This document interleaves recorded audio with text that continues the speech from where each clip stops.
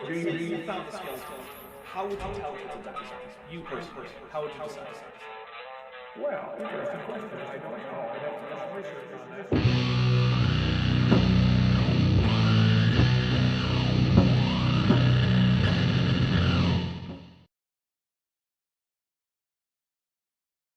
That's dedication. All right. We are live with some more Kent with Bent. Give it up for Bent. And hello, everyone. you can feel free not to give it up for Kent. Hello, everyone except Kent. Yeah, who's Just not kidding. If you're watching, Kent, hello. Also, Kent, if you're watching, come on and defend yourself. That'd be fun. I won't debate you, but I know someone who will. Mm-hmm. But anyway, how is everybody? I'm glad to see y'all here. We actually got a pretty decent number of people showing up for this weird time of the day, Kent with Bent. We're already at 16. That's pretty good. This is a little bit of a Europe-friendly time. Hey, oh, 19. I'm seeing 19. Mm-hmm. So, Bent, what's up? Got a day off? Well, yeah, I took the day off because I have a doctor's appointment this afternoon. And I had to do labs this morning, and I figure why not just take the whole day and then do a Kent with Bent in the middle of the day. Are you going to die? Eventually, yes. Okay. Are you going to die from what's going on right now? I'm going to die because evolution is a religion of death. Yeah! Wait, no, that's something else. I got confused for a second. That was actually fun. Thank you. All right. You're welcome. So we're doing Seminar 3 because we got through most of Seminar 2 and it was mostly just Kent being boring. So we're going to see how Seminar 3 goes because Seminar 3 is called Dinosaurs and the Bible. So that's right up my alley. Dino, Oh, and I have 3466 for you alphabetically challenged folks. Oh, and I have whiskey that is on camera. It's But you have to turn off the background turning it blur off. and stop showing the drink. No. We like dinosaurs. We have thousands and thousands of visitors come. We've had probably close to 1,000 people get saved coming through our dinosaur adventure land. Everything we do there has a science lesson and a spiritual. Oh, you can't hear it? I can't hear Kent again. Okay, what's the... That was weird because in testing I could hear, but... Yep. Alright. I'll see what I can do with Skype.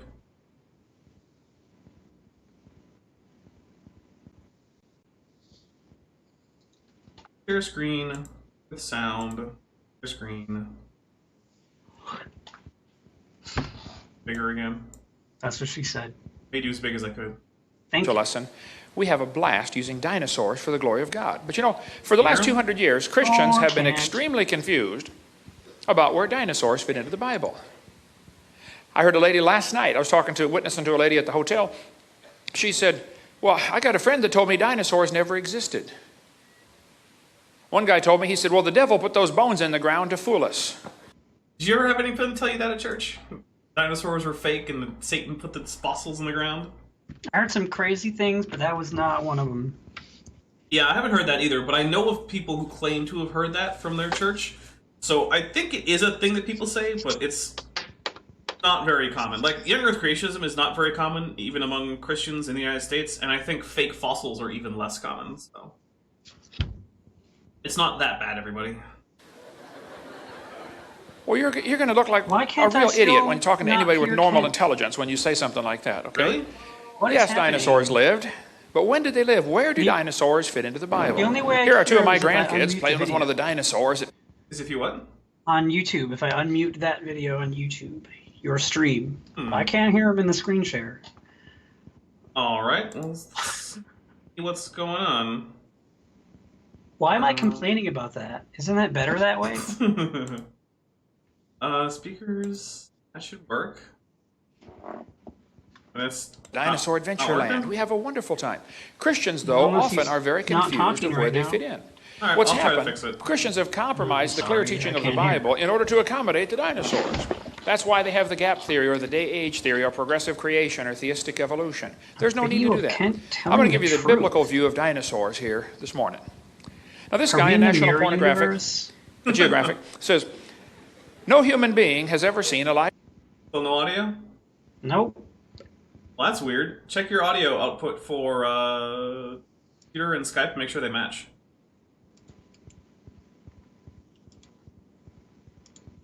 The age. Oh, okay, I was gonna say that's not a dinosaur, but it just says the age of dinosaurs, so I'll let that pass.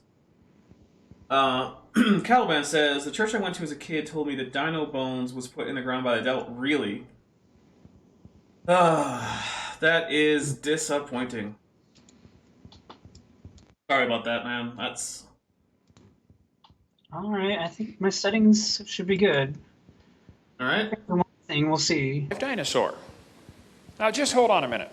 Does he know that, or does he think that? No.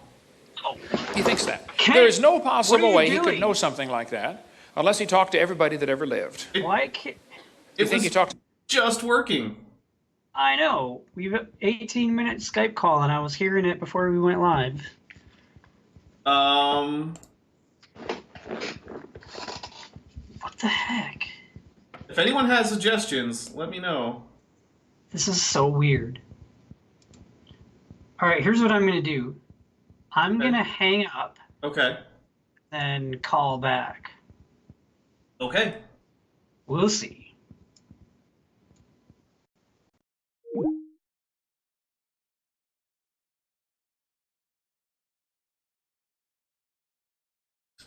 Well. Oh, I'm getting a call.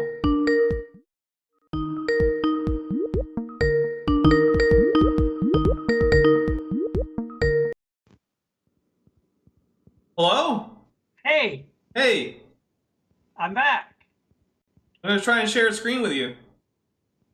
I hope it works. I can see. I know.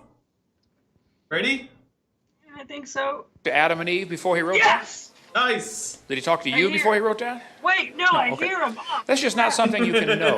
The Bible says, in the beginning, God created the heaven and the earth. It says, in 6 days, the Lord made heaven and earth, the sea, and all that in them is. Well, if he made everything in 6 days, then Adam must have seen dinosaurs. I guess that technically does follow. If we assume that your literal interpretation is true, then yes, Adam would have seen dinosaurs. We're skipping over a whole lot of required justification to get to that point, but hey. Just no two ways about it. And yesterday we talked about seminar part 2, what the Garden of Eden was like. It says, God said, let there be a firmament in the midst of the waters, and let it divide the waters from the waters. We talked about how God originally created the world with a canopy of water overhead, which all fell down at the time of the flood. It's gone now. And there was most of the water under the crust of the earth, which all came shooting to the surface when the fountains of the deep broke open. Psalm 24, the earth is the Lord's, he founded it upon the seas and established it upon the floods. Psalm 136, he stretched out the earth above the waters. I don't know why Christians can read that and read right over it and not see what it's saying. The water that's now in the ocean used to be in the crust of the earth, but it all came shooting out. It's because that's not what that says, Kent. The ancient Hebrews, around the time that Genesis was composed, and it wasn't composed by Moses, believed that the earth was flat and rested inside of a cosmic ocean over which there was a firmament which separated the waters above the earth from the waters below the earth, both of which were part of the cosmic ocean. That's why, in that same Genesis fable that you want us to take literally, I guess fable technically works? Legend? Story? I don't know. It says that the floodgates of heaven were open because the Hebrews believed that there were actual gates in the sky that could open to let in water, which is why it rained. Does Kent believe that there were actual gates that were open? I doubt it, but he does think there were actual fountains of the great deep. But he because believes it literally, right? So he has to believe. He should. Yeah, he should believe Or is it. that one word the metaphorical part? Well, that's where it gets... That's where a literal interpretation gets so ridiculous that even Kent Hovind is like, well, I don't want to sound that crazy. If it's too crazy for Kent, Right. it's pretty crazy. Exactly. When the fountains of the deep broke open. We cover much more on that on video number 6. What caused the flood in the days of Noah? We call it the Hovind theory, so nobody else will get blamed for it. But from the creation 6,000 years ago up until the He flood, thinks that's a joke, but really it's 44. not. Wait, which one was the joke? The one he doesn't want anyone else, or no one else wants to get blamed for, so he puts his name on it. Oh. I mean, It's like, yeah, no one wants that blame, Kent. that's true. Actually, a number of other creationists have, like, distanced themselves from him on this. Actually, most other professional creationists don't associate with Kent Hovind. He has been a dick to pretty much all of them, and he says things that even they know are wrong. So, like, for instance, I think he's accused Ray Comfort of heresy a number of times. Well, that's always a good thing to be accused of. Yeah, apparently it's because at the end of his preaching, Ray Comfort says that you should repent of your sins, and Kent Hovind says that saying that people need to repent of their sins is apparently heresy. I don't get that, but okay. Yeah, it's weird. And then other people have complained, like, he has a love-hate relationship with the new independent fundamentalist Baptists, because they like a lot of his material and creationism, but they don't like that he divorced his wife and remarried. Whoops. How many times has he done that? Well, as far as I know, he's only divorced one wife, but he's remarried twice, as far as I know. No. So he's a polygamist. Well, yeah, apparently he never bothered to officially get a divorce from wife number 2. He simply declared the marriage annulled, and then got a non-legally binding marriage with a third woman, from what I can tell. Yeah. Well, Kent is also a sovereign citizen, so he feels like he can get away with going outside the courts, which obviously isn't actually true, but no. 400 Aren't years sovereign ago. citizens considered terrorists By the FBI or something like that? I think I know there's some overlap there. Most of them are just nuts. The world was very different. During that time frame, the Bible says the people lived over 900 years. Oh, and a €2 super chat from Luca with no message. Luca, if you meant to have a message, tag me and I will make sure to read that. But if you didn't, thank you very much for the €2. I'll use them to buy €2, like the sandwiches. Whoa. Yeah. Unfortunately, I don't know a place where I can get like $1 euros. So, remember the $1 shawarma in Dubai though? Yeah, I had a lot of those. Yup. And then I came back here in America and got a shawarma, and it was awful by comparison. Yeah. The one. Well, There's nothing like the authentic Dubai. Dubai. Yeah. You're actually in the Middle Shawarma. East, having people make you some. They're just carving that lamb right off that stick and putting in those fresh veggies and that sauce. Man, it was so good. If you're in Dubai, try to find the $1 shawarma stand. I don't even know if it exists. What was that, like 12 years ago or something crazy? Yeah, 2007. They really, honestly did. Lived to be 900 plus. It's interesting, many ancient cultures have a legend about what they called the Golden Age. The Babylonians, the Sumerians, the Egyptians all talked about a time when man used to live to be nearly 1,000. Yeah, because that sounds cool, Kent. That's all you need to explain that. Man, wouldn't it be cool to live to be 1,000? It would be really cool. Right. I love that. All So- these people I know are like, I don't want to be old and decrepit when I die. I want to die young. Not me. I want to be old. So old that I'd be like, I should have died 800 years ago. My back. Ah. That's what I want. Okay. But yeah, it's like, oh, people all over the world have legends that are really cool about how cool it would be to live for a long time. Well, yeah, Kent, because no one really likes the prospect of their imminent demise. Well, that's because it was really true. Okay, that's another option, I guess. They really did live to be almost 1,000. And yesterday we covered how reptiles grow all their life. Reptiles never stop growing. So dinosaurs were big lizards that lived with Adam and Eve in the Garden of Eden. They did not live I love millions of pictures years ago. Kent Hovind. Why? Just they're so funny to me. Every picture I see of him, he's just got this weird look on his face, this weird smile, and he's this weird pose. Sometimes he's got a lizard on his shoulder. I don't know. You know, It's funny to me. he bought a Jackson chameleon recently because he thinks that those are triceratops. So he owns a triceratops. Does he feed it apricot seeds? Oh God, I hope not.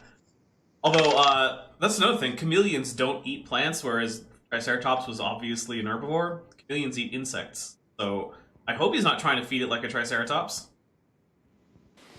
So the obvious question would be, well, did Noah take dinosaurs on the ark?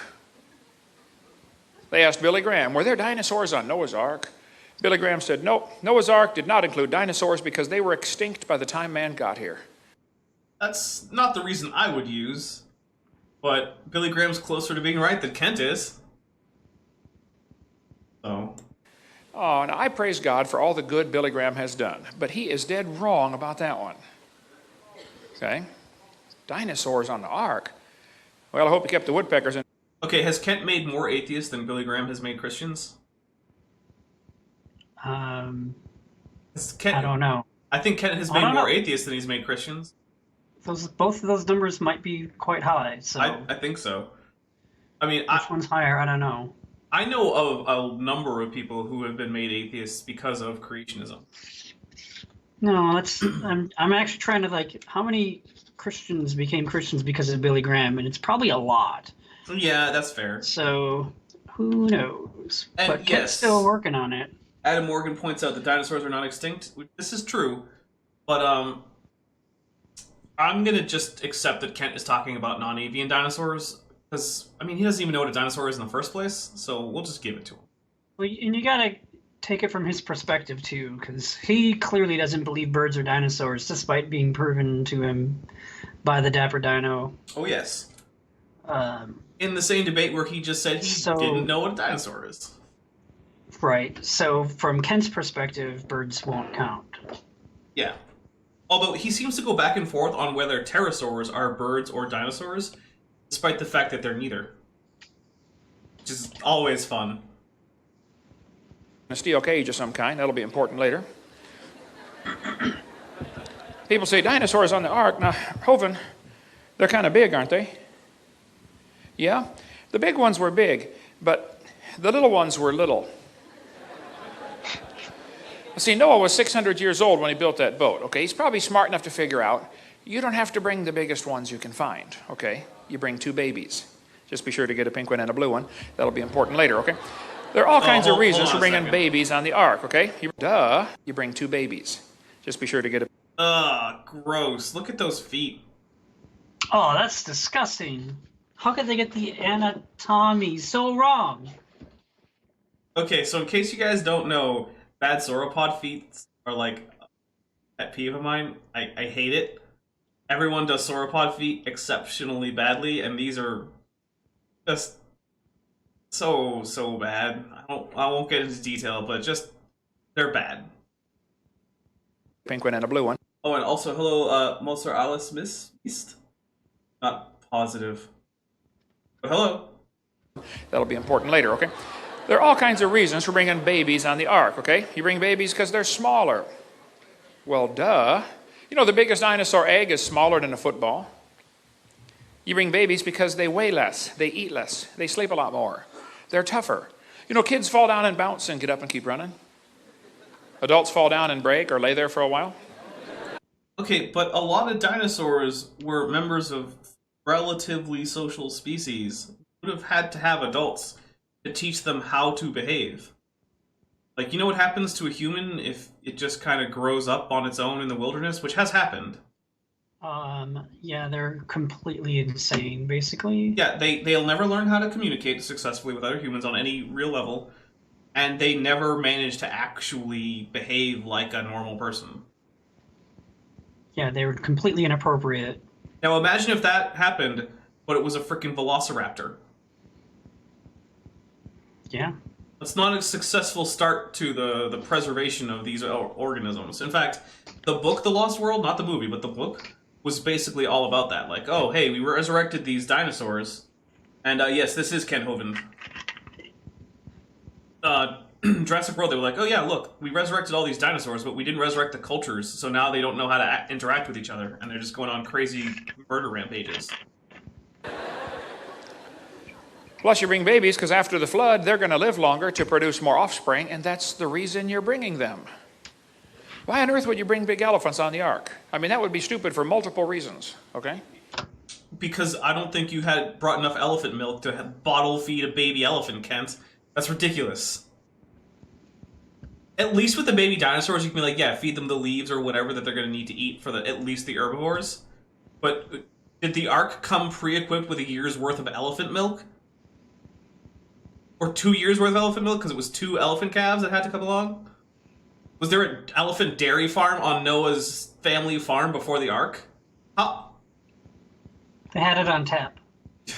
Yeah, but you still would have had to have a big tank full of elephant milk. Taps don't just magically produce the liquid. They draw off of a reserve. Sure, okay. That's so good. If you say so. So you're saying if I install a beer tap in my computer room, I just get infinite No, beer? you need to do it on an ark. Oh. Oh, so God made miracle elephant milk. It's possible. Okay. I Why don't would know you bring what Ken big would say giraffes? to that. Just bring babies of everything, young ones. God told him to bring 2 of every sort. It gets more ridiculous when you put mammals in there, Penn. You should have just stuck to dinosaurs. Of every sort or of every kind? I thought it was Ooh. kind. Good question. See, the Bible used a different word there, so now we don't know what it means. Not that we knew what it meant when it said kinds, because Kent never bothers to tell us. Not 2 of every species, 2 of every sort. He said, bring them after his kind, after their kind, after his kind, after his kind. I mean, the Bible's, real clear on the topic. You bring the kinds of animals, not the species. And you only have to bring those in whose nostrils was the breath of life, and only those on dry land. Noah did not have to bring any fish on the ark. They had plenty of water outside, okay? He also did not have to bring any bugs on the ark, because bugs don't have nostrils. Bugs breathe through their skin. Not having nostrils means that you're immune to dying in a global flood, apparently. Congrats. Although Nice. one thing I always wonder about this is like, okay, so most species have a number of ecto and endoparasites, and especially the endoparasites tend to have pretty specific host requirements. So were the animals just riddled with parasites on the ark? Because the parasites are still alive? So, like, did the 2 dogs that he have fleas and ticks and heartworms and pestle worms? He brought all those separately. But they can't just survive outside of a host. No, because they did. Oh, Because okay. they're still around. Well, also, were Noah's kids just riddled with STDs? I mean, they must have been, right? Right? Because otherwise, how'd those STDs make it through the flood? Like, which of Noah's sons brought chlamydia aboard the ark for us? Thanks, that guy. Japheth, I bet. Not Shem? No, not Shem. Okay. Shem wouldn't do that. Spiracles. Insects were not required to be on the ark. Insects can survive a flood just fine. Go any place where there's been a flood, after the water goes down, walk out into the mud and tell me the first thing you notice. Yeah, bugs are okay with small local floods, Kent, but not a year-long global flood. What would they eat? You know, many insects only have a lifespan of a few days, Kent, right? Like, They would eat the water. I, Think about it. it's like every single step of this story requires miracle upon miracle upon miracle. At a certain point, why even try to justify it? Just say, it was all just one big old miracle, don't worry about it.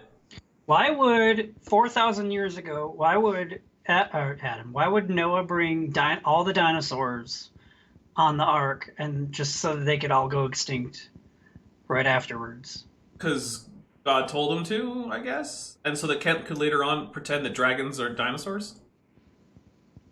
That doesn't make any sense. No, see, 4,400 years ago, God was thinking about this. He was like, you see, in a few thousand years, Kent Hovind's going to come along and talk about dinosaurs. So I better put them on the ark so that when he says nonsense, he's actually right about it. So that way he can trick people into being Christians, even though really it was me who tricked them into being Christians by making all of this look like it never happened. I thought that Kent taught that all the dinosaurs died from the flood. That's why they're extinct. Well, he says that's why the fossils of them exist. But he says it's also why fossils of, like, ancient Because tigers all exist. except for 2 of each died from the flood. Right. But he doesn't actually teach that they went extinct from the flood. Because No, he says they got on the ark. on the ark. Right. Ken Ham says the same thing. If you go to Ken Ham's Ark Encounter, there are a bunch of dinosaurs in the cages. Why do they have their weird dating system that dates dinosaur fossils as like 2,000 years old? No, they don't bother with the dating system. So Because do they think all the dinosaurs are still alive now, just hiding somewhere? No, they think they've gone extinct since then, mostly. Although Ken, I think later on in the seminar, brings up some, like, cryptozoology crap about potentially late surviving non-avian dinosaurs. I just... Oh, hey, Jens Van Broekhoven, welcome. I'm sorry about the family stuff. Unless I shouldn't be sorry about the family stuff, in which case, congratulations. I don't know which one. Either I'm sorry or congrats. Welcome. Bugs by the bazillions, right? Yeah, insects did not have to go on there. Some of them might have been on there, but they didn't have to be. Noah did not take 400 pairs of dogs on the ark. Noah probably never saw a chihuahua in his life. Why did somebody do that to the dog? All that special breeding to create a dog that's 100% useless. It was done for companionship, for a companion animal. And it's really not that hard to figure out. Although I guess this is just a joke. Oh, is that why I'm laughing? Noah probably just had a generic dog like my dog Nicky. We had Nicky for 12 years before I knew what kind of dog it was. I did not know that breed A was friend of mine called came to the house one day and he said, Hovind, you have got a full-blooded Canardly. I said, a what?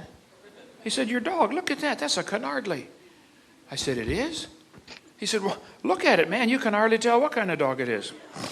Ah, yeah, I mean, it's not the worst dad joke, but it's not very good. full-blooded Canardly, yep. Probably the horse and the zebra had a common ancestor, like this Mexican textbook says. And I would agree. The horse and the zebra had a common ancestor, but it looked like a horse, okay? Four-wheel drive, genuine. Wait, why was that in Spanish? This Mexican. Sure. Pliohippus, okay. Zebra, burro, caballo. Yeah, it's in... See, look at the bottom. It is believed that the zebras, donkeys, and horses are the result of... I can't read that word. Of a common ancestor, Pliohippus. Something. The dolphin and the... Can't read that. That's an the ichthyosaur illustrate convergence. Yay, I can read fuzzy Spanish sometimes. Sometimes. It's just weird. Like, it's just suddenly Spanish. Whatever. Textbook says. And I would agree. The horse and the zebra had a common ancestor, but it looked like a horse, okay? Four-wheel drive, genuine leather upholstery. I mean, all the horse equipment, okay? Skeptics say, how did Noah fit those millions of animals onto the ark? Well, in the first place, he only brought land animals, okay? Secondly, you bring those with nostrils, no bugs. Oh, so the fish all died because the water would have been outside the salt tolerance range for nearly all fish. Good to know. There were so many more kinds of fish before the flood than there are now. But many of the kinds that exist now aren't tolerant of briny water. Yeah, they've adapted. They're still fish, though. They evolved since then? Yeah, that's microevolution. They're still fish. Third, they're not a tree. Hello. You're still a fish. Technically true. I am? Yep. By the way, if anyone hasn't, go find Neil Shubin's book, Discovering Your Inner Fish, or Your Inner Fish, something like that. I'll double check. Yeah, Your Inner Fish by Neil Shubin. Excellent book if you want to look at a deep dive into the homologies of essentially chordata. Really good. thirdly, you bring babies. Now, that's just plain old common sense, right?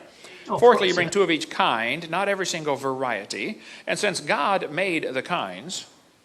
You think God defined the kinds for Noah? Because, I mean, he didn't for Kent. Maybe. I don't know. And God told Noah how big to build a boat. I bet God had it kind of figured out, about what size to make it, Plus, how many were there? Many experts will tell you there are about 8,000 basic kinds of animals in the world. 8,000 basic kinds of animals. Noah had two of each kind. Now, 7 of some, I understand. But plenty of room on the ark for that. Some atheists say, well, Adam could never name all those animals in one day. Oh, come on.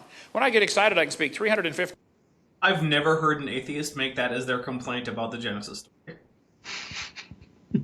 I gotta say, to the atheists in the room, if that is your first criticism for a literal interpretation of Genesis, you are doing atheism wrong. Stop it. That should be way down on your list of problems with a literal interpretation of Genesis. Just gonna put that out there. 50 words a minute. At 300 words a minute, you can name all the animals in 26 minutes. Dog, cat, elephant, aardvark, hamster. I mean, come on, it's not a big Oh, so Kent knows exactly how many kinds there are. Because otherwise, how did he do that math? Exactly. Yeah. deal. Plus, you got to figure, Adam had an extremely high IQ. I mean, he came straight from the hand of God. Random girl from the fully 90s. Programmed. He could speak every language in the world. Well, there's only one, okay? King James. I mean, the guy could walk, talk, name all the animals, and get married first day. Yeah, Adam spoke early modern English, in case you guys didn't know. This guy's super high IQ, okay? No problem naming all the animals in a half hour. Okay, what's next, all right? What else you got for me, God? Like, is that like nonstop Plus, without breathing? How big was the ark? Oh, I mean, I don't know. Like, you don't need any time to think about what you might name it. You already have memorized all 8,000 names. So You just have to say them out loud. I guess, because I would think that you'd have to stop and think about, like, what's a good name. Because I couldn't just make up... I could speak 300 words a minute. I don't know that I could make up 300 words a minute. Like, Just start making random sounds out of your mouth yeah, but I run out... Look, I am someone who for has... a half an hour. So look, I've done language creation things for people and for my own projects, right? I've seen you stream it. Yeah, I cannot make words that fast. So, but then if that means that if Adam had all these names pre-programmed into him, then he wasn't actually naming them. God named them and then just like downloaded those names into Adam's brain, the Matrix style. And then Adam woke up and he was like, "Whoa, I know animal name." And then God said, "Show me." He brought the animals in front of Adam so he could successfully regurgitate the names that God had plugged into his I need brain. to see the Wachowski siblings make this movie. Yes. I have atheists that I debate all the time. They'll say, well, Noah could never put all those animals on the ark. I say, really? How many were there? They say, well, we don't know. Oh, well, how big was the boat? Well, we don't know. All we know is he couldn't do it. You mean you don't know how big the boat is? It says in the book, a cubit's about 1.5 feet or so. Just do the math. Like, look, I have a lot of criticism for Ken Ham, but the dimensions he used for his ark encounter are about right. Like, should know. But the problem is, you don't know how many animals it was, Kent, because you don't know what a kind is. Oh, I see. Is that the way this works? Okay. Hey, it beats what they believe. They believe 18 or 20 billion years ago, there was a big bang where nothing exploded and made everything. And 4.6 billion years ago, the earth cooled down and formed a rocky crust. Yes, the planet Earth cooled and a rocky surface was I think Rocky Crust should be a band name. Heck yeah. created. And then as the earth formed, the surface was hot and there were large pools of bubbling lava. This textbook says there was no That's their oxygen title on the track. earth. What's that? Bubbling Lava is their title track. Oh, yeah, definitely. Let's see what this actually says. Rocks absorb oxygen, first life. Okay. First bacteria that use oxygen. Maybe. First eukaryotes. Okay, multicellular organisms. Cambrian explosion. I'm not sure I like the... Yeah, this isn't terribly... Oh. Flowering plants are way too early. Yeah, no. Flowering plants were not from like 240 million years ago, guys. That's more like 80 million. So, alright, there's at least that problem. But so far, it's not bad. It's from an actual biology textbook. 1,000? Ooh. Shouldn't have had that mistake with the first flying plants in 2000, but whatever. 0% oxygen, but the rocks absorbed it. Oh yeah, Nestle 20 points out there was no explosion, assuming the Cambrian explosion. It's true. You can look at Precambrian life, and there are more primitive forms of the various kinds of animals that appear. Oh, said it, kinds of animals that appear during the Cambrian. The Cambrian explosion is probably just the result of preservation bias, and not an actual unusual increase in diversity. I mean, it was a period of multiple radiations, but it's not an unusual period of radiation throughout the history of Earth. So, there was no oxygen, but the rocks absorbed it. No, there was oxygen. There just wasn't much free atmospheric oxygen because the rocks were absorbing it to make oxides, Kent. Because I don't know if you know this, but oxygen is really freaking reactive. It reacts with almost everything that can be reacted with chemically. You name a chemical, there's probably an oxide, or sorry, an element, there's probably an oxide of it. Noble gases being pretty much the only exception. So what? I've been trying to figure that one out for 4 years, but anyway. Then oceans formed. 130 to 140? Oh. I'm get up to date on my flowering plant info. Still wasn't 250 though. Oh yes, 70 to 80 is way too early, or way too late. Need to brush up on my plants. It rained on the rocks for millions of years. Millions of years of torrential rains created the oceans. And swirling in the waters of the oceans is a bubbling broth of complex chemicals. Progress from a complex chemical soup to a living organism is very slow. Oh, so slow it doesn't even happen. Boy, it sure is. Ooh. It don't even happen. That's how slow it is. Oh. Life on Earth may have begun in rocks on the ocean floor. Wow, all came from a rock. No, none of that says it came from a rock. It says it began in rocks. Like, if I live in a house, that doesn't mean I was formed from a house, Kent. Even if I'm living in the house where I was born, it still doesn't mean that I was formed out of a house. I was formed out of a hospital room. Yeah, a hospital room came together and just pooped out a little Beethoven. Yep. And here I am today. Congrats. Going back to hospital rooms. Yeah. The first self-replicating systems must have emerged in this organic soup. So according to their theory, 20 billion years ago there was a Big Bang, 4.6 billion 14-ish billion? Whatever, it doesn't matter that much. years ago the Earth formed. It was a hot ball of rock. And then it began to rain and rain and rain and rain and rain and rain. And finally the oceans filled in. And in the oceans the first living organisms appeared. So great-great-great-great-great-great-great-great-great-great-great-grandpa was soup. I mean, no, not really, but okay. That's the evolution theory. I didn't make it up. They did. Mage Grey Wolf's uncle was almost formed out of the back of a car. Yeah, very few people have been formed out of the back of a car. It's true. So, you know, you can laugh at them if you like, as far as I'm concerned. But now, I asked me to come speak at this college in Boston one time. This pastor I was going to... Boston? I've been to Boston. Yeah, you have.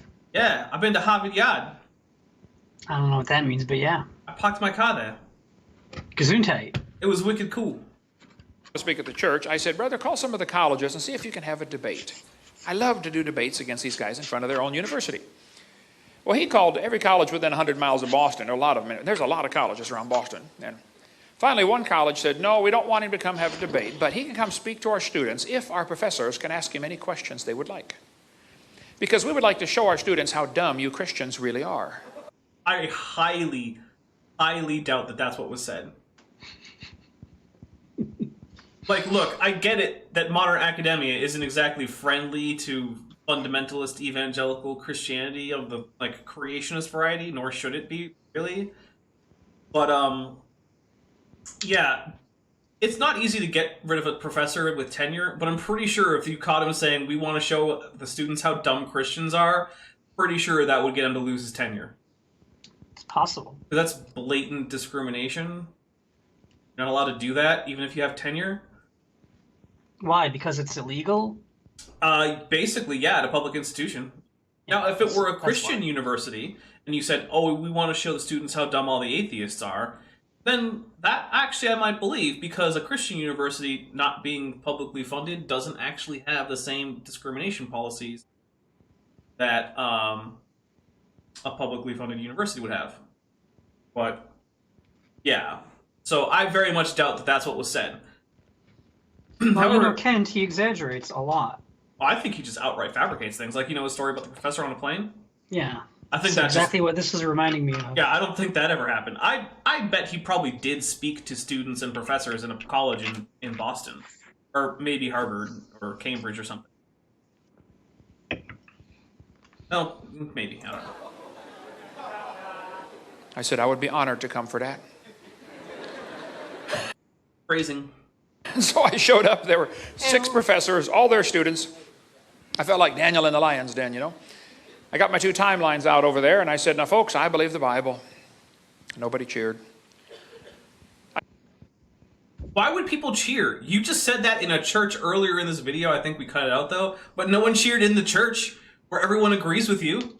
That's They're all not atheists, that's why. That's not what kind of church is this? I believe the Bible isn't a line that people cheer for because everyone. Do you just say, I believe the Bible, and you stop and wait, and then when no one cheers, you say, hi, my name is Michael Scott. For those of you who don't know me, I'm Phyllis's boss. Just keep trying your opening lines again and again. Because that's what this is. Basically. Go watch The U.S. Office if you haven't. It's a good show. Michael Scott is Kent Hovind. It's the same person. Well, except he's likable. Yeah, I was going to say, Michael is a much better person than Kent Hovind is overall. But they're both... There are a lot of similarities. Yeah, no, there are. Yeah, it's just that I don't think Michael would abuse Holly, so... That's true. Yeah. I said, I believe 6,000 years ago God made everything, and 4,400 years ago there was a flood when, everything got destroyed in the flood. And then Noah had 2 of each kind, not species, kind on the ark. Now since then there's been a whole lot of new varieties produced. And then I told them what they believe, because most of them don't know what they believe. Oh, so you strawmanned them. Got it. Got to tell them, I said, you guys believe 20 billion years ago, Big Bang, 4.6 billion years ago, the earth cooled down, it rained on the rocks for millions of years, turned them into soup, and the soup came alive 3 billion years. No, the rain didn't turn the rocks into soup. The rain weathered rocks, allowing non-rock elements, non-mineral elements of the rock come out into solution. We're then able to form things like hydrocarbons and amino acids. But those things were not rock on their own. Years ago. This one professor was getting very angry. I seem to do that to them. He said, Mr. Hovind, you realize there are nearly 400... What's up? Said not just professors, Kent. You make a lot of people angry. Yeah, I'm currently having whiskey at noon because of this. varieties of dogs in the world today. I said, sir, I have no idea how many, but 400 sounds good. He said, do you mean to tell me that you believe all those dogs came from 2 dogs on Noah's Ark? You want me to believe that? Yeah, well, you think they came from a rock? It's ridiculous because look, like, I go through this in I think it was my last, or it might be today's video. So, oh my goodness, a 20 euro super chat with no message from Luca. Thank you very much, Luca. Thank you. I was not expecting that. That's awesome. Where was I? I just lost my train of thought. I don't know. I'll check the video. Oh, right. So I think it's in today's video. So by the way, in about 5 hours, there's going to be a premiere on this channel for my next scripted video. But I go into the whole, like, okay, so if we assume that all modern canines are descended from the primordial pair on the Ark, that means that anytime there are any mitochondrial variations in canine populations, those all have to be mutations, because the canine mitochondrial Eve would have been the female dog on the Ark, right? Any Y chromosome variations would have to have happened after the flood. And then if there are any more than 4 alleles for any locus, all that variation would have also had to have happened after the Ark. Which means you can figure out a mutation rate for post-Ark mutations, and it's way higher than observed mutation rates. So yeah, it is absurd to think that every single species of canine came from an original dog or 2 dogs on the Ark. It is, in fact, crazy. I said, sir, would you look at what you're teaching your students? You're teaching your students that all those dogs came from a rock. I've heard that one before. That's not. the funny one. I actually do kind of like the art, though. I kind of like that rock. Like, look, I give credit where it's due. I like the cartoon. You could make a better rock than that. I could make a more realistic rock. Well, yeah, so could I.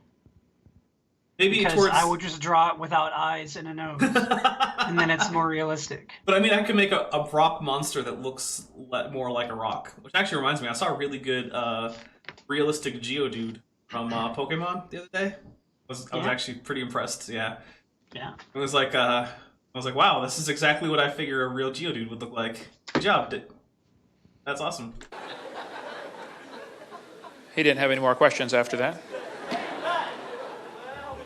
Yeah, there's a conversation that didn't happen. It didn't. I did a debate one time at university, and afterwards this lady came walking down the aisle. Boy, she was mad. The smoke was coming out her nose. She was angry at me. She came walking straight up toward me. I said, Lord, literally, I'm coming there was home. smoke coming out of her nose. She walked up, put her hands on her hips, and she said, tonight, you told everybody that we believe we come from a rock. We do not believe that. I said, ma'am, you need to calm down. You're going to blow a gasket. Literally, I said, you're going ma'am, to do you blow a believe in gasket because evolution? you take Kent literally. Yeah, well, I mean, if we're going to take the Bible literally, we might as well take Kent literally. So this woman was also apparently part car. She was a car that was on fire. Maybe No wonder she was mad. Maybe she was like a car centaur, where she's got the body of a car but the torso of a human somehow. Maybe. Or the other way around. Just got the body of the torso of a car and the body The torso of of a a car.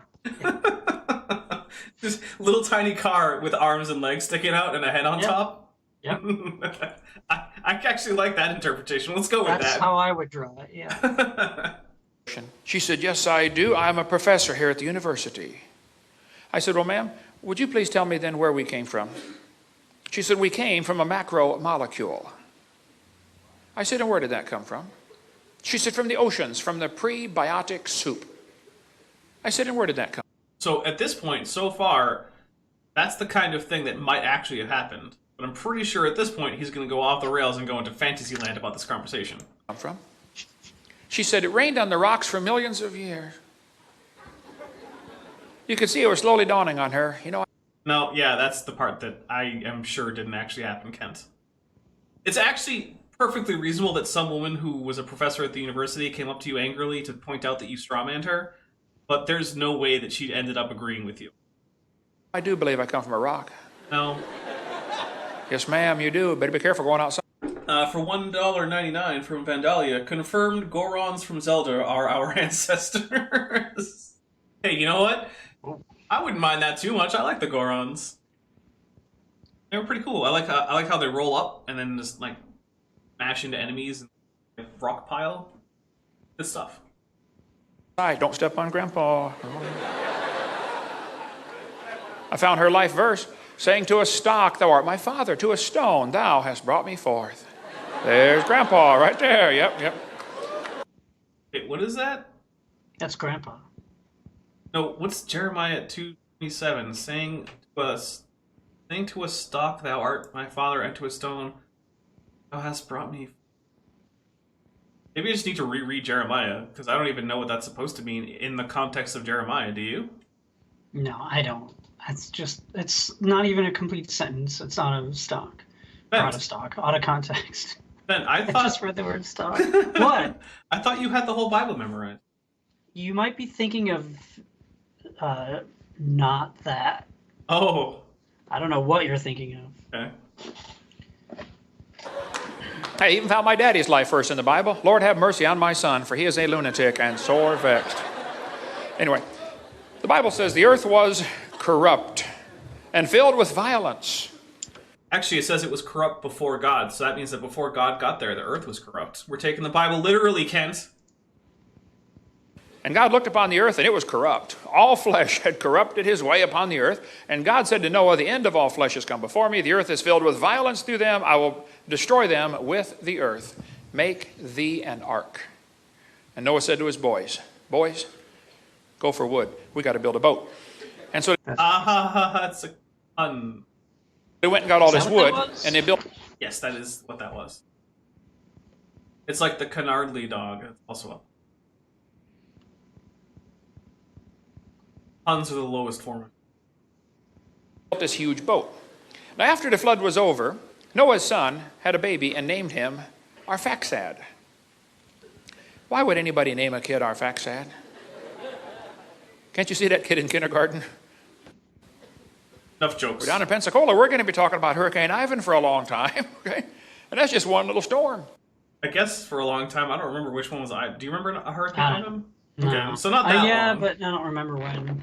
Okay, so not that long. I don't remember Hurricane Ivan. I remember Ivan the Terrible.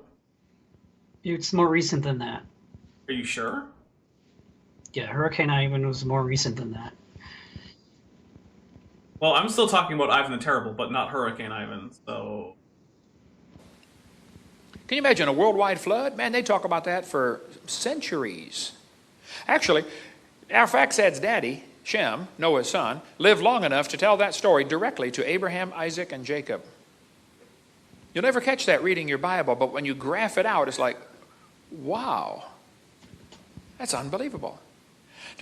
It is actually unbelievable. That's why you probably shouldn't believe it, Kent, because the genealogies in the Bible aren't even intended to be taken literally. Like, so I get the idea that you want to interpret the Bible literally where it's supposed to be literal, and not so literally where it's not supposed to be. But the thing is that the parts that are meant to be taken literally aren't the parts that you think, Kent. In many cases.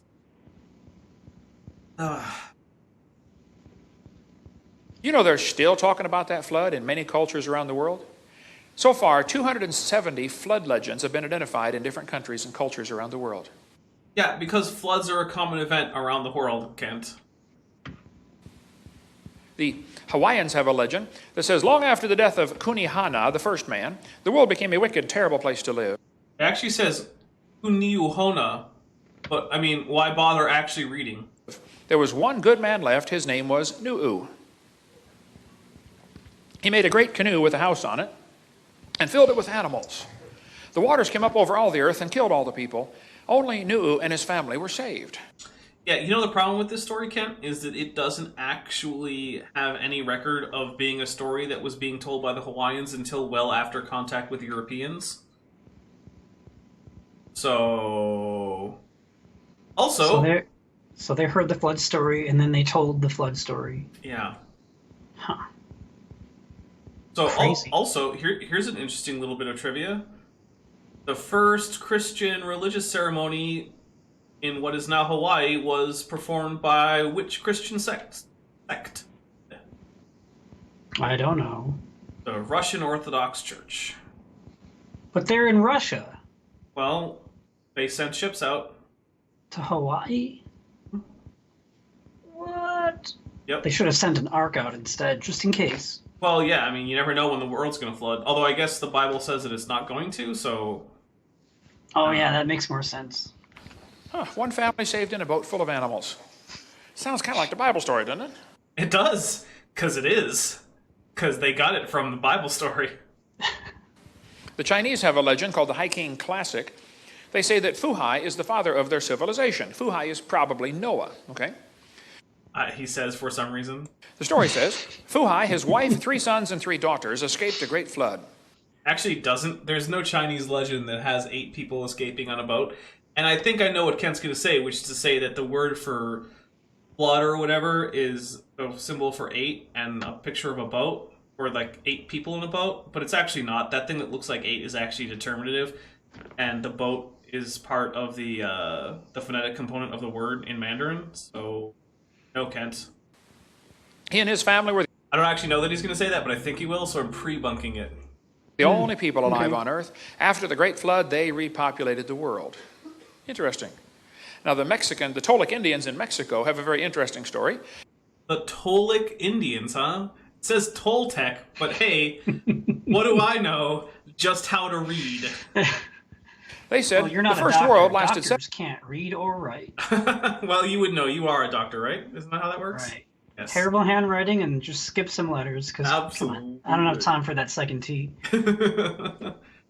Or, in fact, the correct vowel, because it says Toltec, not Tolic. Or Toltic. They're just vowels. Consonants don't matter. Why would vowels matter? That's a good point. 1,716 years and was destroyed by a flood that covered the highest mountains. One family named Coxcox survived. No, that's not how that X is pronounced. I wouldn't know. But if you were presenting yourself as an expert on this, wouldn't you bother to look it up? No, because you already know everything about it, right? You're Kent Hovind. No, because look, all right. Kent Hovind doesn't need to look things up. He's Kent Hovind. But the thing is, like, clearly, this is from Mexico, right? So the language that this is The only option really is that you're going to have to read it as a Nahuatl word. But the thing is that that's not a valid noun in Nahuatl, so it's probably not even actually true that this is the story that existed. Because the problem is that all nouns in Nahuatl end in k. So this word doesn't. Maybe if the name were Koshkoshtl, then I would believe Kent, but I think he just made this up. Or someone made it up. Dwayne Gish. Possibly. Oh yeah, it Yes, the says Gallup. Dwayne Gish. I have some Dwayne Gish books in my library. I bet you do. 1,716 years. Well, the Bible dates add up to 1656 from the creation to the flood. But that's not bad for a legend 4,000 years old. Question, why would there be nearly 300 flood legends? Because floods are a common event that people tell legends about. It's like there are lots of, legends about other events that people encounter.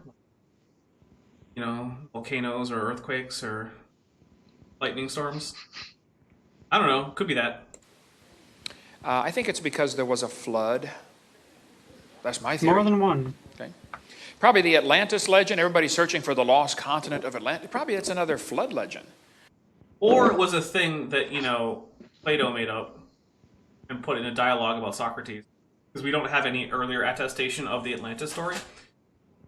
And then Socrates, in the dialogue, just said he heard it from an Egyptian, but there aren't any Egyptian stories that closely match Atlantis. So yeah, it was probably just made up by Plato.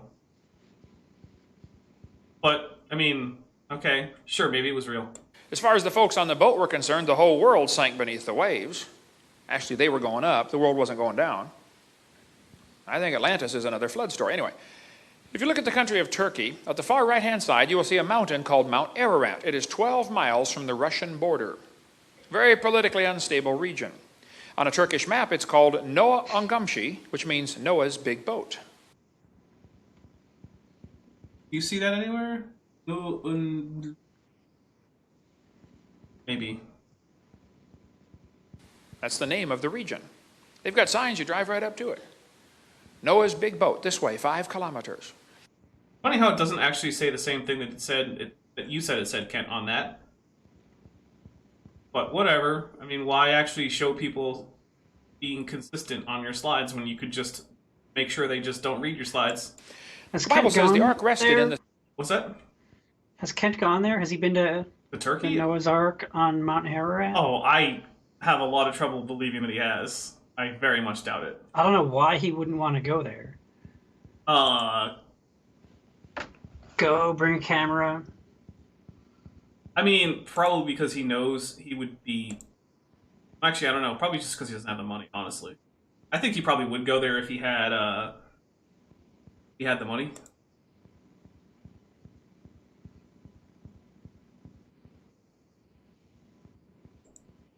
Darn. Alright, I'm going to be right back real quick. And, Ben, plug your stuff. Just check out the website. Check out the other one too. Just click on it. Plug stuff. I guess I gotta plug my stuff. Look. There's this website here. I make his music and then other music. Check it out! And then sometimes I do Mass Effect streams because I don't know anything about Mass Effect, except that it was on sale. So I bought it and I'm playing it. And I got this thing on Twitch. I might do one this evening after my appointment. Depends on how it goes. Yeah, I know, right? Gotta plug your stuff, Freezing. Plug your stuff, though. Yeah, there's 2 flood accounts in the Bible that can't be reconciled. There's lots of floods that can't just... I don't know what Ken thinks. That's why we watch. Try and figure out what's going on in his brain. There's got to be something, though. I have the feeling that if I said, Kent, why don't you go to Mount Ararat and look at the ark that's there and take pictures or videos of it, that he would probably say, oh, that's interesting. I've never thought of doing that before. Maybe I should. And then he would just forget that ever happened, so that the next time someone else mentioned that to him, he'd say the same thing. Kind of like when the Dapper Dino debated him about birds or dinosaurs, and then mentioned it in a super chat on a later debate Kent had done, and Kent had like no memory of it. Yeah, sure. Welcome back. Welcome back, indeed. Oh wait, was there another super chat that I missed? Oh no, I that don't was think the so. one from Vandal. Sorry, I just saw the total number had gone up, and I didn't remember that was because of the one that Vandalia had sent. All right, so did you scare away all my viewers? Yeah, we're down to 42 now. Well, last time I checked, we were up to 19. So, what the f? I think I saw it at 46 What? for a while, but 46? Where'd everybody I go? scared 4 of them away. Also, hey, So far. it really does help if you hit the like button. So if you're enjoying this and you haven't done that yet, please do. It's a really big boost to the channel every time you hit like on one of my videos. So it's actually more important than just the view. So, of course, if you don't like it, that's fine. Either do nothing or hit dislike. That's absolutely great. 7th month. Now that's interesting. Noah did not get out till the 13th month. Why would he stay in there for 5.5 extra months after the ark rested? Because it was cozy. Well, we cover all the reasons why on video number 6, the Hovind theory, but the Bible says it Video rested in number the 6. 7th Can't month wait upon the for that one. Oh, God. Ugh, these are so long, too. We're only 20 minutes in. mountains of Ararat. Mountains, plural. Oh. The Bible does not say the ark Bible landed on circled the Mount S. Ararat. Read it carefully. King James circled the X. That's his actual circle. Yup. Well, so you just went from 13 likes to 28 likes. Don't know how that Nice. Thank you, everyone. I appreciate it. It really, really does help. I'm not kidding. It's a big deal. Get your friends to like. Get your Yeah. alternate accounts. Right? Yeah. Log in with your other YouTube account. Which reminds me, actually, Betch, try to remind me to share later on the link for voting for Katie Joy for DFOTY. And not for Kyle. Yeah. Kyle doesn't deserve it. He doesn't I deserve anything. I've decided that I could be okay with either of them getting votes. Yeah. But I Oh. voted for Katie. And maybe people might not know what we're talking about, but If you don't they know will. what DFOTY is, then you need to fix that. It does not say that. I think most of the people here It says do. it landed in the mountains Oh, hey, Nikki's here on an alternate account. Hello. Say hi to the lions for us. of Ararat. Actually, there are 4 theories about what happened to Noah's ark. Okay? There's One theory only says 4 they took it apart. theories. And I like how there are theories. Are you sure they aren't just guesses, Kent? There are 4 things that I'm going to tell you. Right. 4 ideas. Which of these have been vigorously tested and failed to be disconfirmed by any testing? Oh, none of them? Right. And used the lumber for buildings. That actually does kind of make sense if the Ark story were true. Second theory says it rotted. The third theory says it's still on the mountain. And the fourth theory says it's in the valley. And the guys who think it's on the mountain go over there every couple of years on a big expedition. They climb the mountain. They all come back and say, you know, we almost found it. I'm not sure how you can know you almost found something, but anyway, That's what I was about that's what to they say. say. And maybe it's there. I don't know. It doesn't matter to me at all, okay? But other folks think, hey guys, it's not even on that mountain. It's down in the valley 17 miles away. And they think that is Noah's Ark right there, that boat-shaped object. Kind of a teardrop shape. In 1960, this was discovered by a high-altitude surveillance plane. In 1978, there was an earthquake. Think Ken has ever heard of pareidolia? No, of course not. Okay, fair enough. Because I'm pretty sure all of this could be explained by pareidolia. And either it lifted up or the ground dropped down. I don't know. The result's the same. It is now sticking up out of the ground about 18, 20 feet. Ron Wyatt died in 99. He was a good friend of mine. He and many others have spent years studying this thing, but they think it's Noah's Ark. And like I said, honestly, I don't know. They think it's Noah's Ark, but do they have any evidence that it's Noah's Ark, or would that just be cool so they think it? Because I'm pretty sure they... It would be cool. Oh, it would be cool. Look, I'll be the first to say, if they actually found a real Noah's Ark, that would be freaking amazing. That would be cool. Yeah, it would be really cool. But I'm gonna need some pretty darn good evidence before you say that that rock over there, that's kind of squarish, is Noah's Ark. Because chances are, it's just a rock over there. and I don't care. It doesn't matter to me where it is. So why are you Some talking Christians about and it? creationists get all upset with anybody that mentions there might be another theory besides theirs. Look, my approach to any subject is if there's more than one option, tell everybody all the options and say, here's the various theories on this. Here's why I believe this one, but hey, go ahead and research yourself. Do your own research. The mating call of the pseudoscientist. I think you ought to look at all the options. Richard Reeves took over for Ron. There he is in front of his model of Noah's Ark that he built. But according to them, the Ark has collapsed. Man, why would you spend that much time making a tiny miniature Ark that you think exists? I just don't get it. And it's not very entertaining looking. It's not cool. It's just a blocky model. It's fun to build things. Yeah, but I guess that's true. It's fun to build things. By the way, if people want, I'll show you my current art project that I'm working on. Ask in the chat if that's what you want. Obviously, a boat that old would, cave in and fold out to the side. It's splayed. And so one of the arguments the skeptics use is, well, it's too wide to be Noah's Ark. Well, of course it's too wide. Boats all do that. They fall outwards. You can go to any old rotten boat someplace and see the same effect. South of Nashville at exit 27 on the northwest corner. You can stop down there and see them. Mrs. Wyatt wrote a book called The Boat-Shaped Object on Doomsday Mountain with all the research she and her husband sent her. Oh, my goodness. 1 inches. The average standard Egyptian cube, when the Sea of Galilee dried up quite size.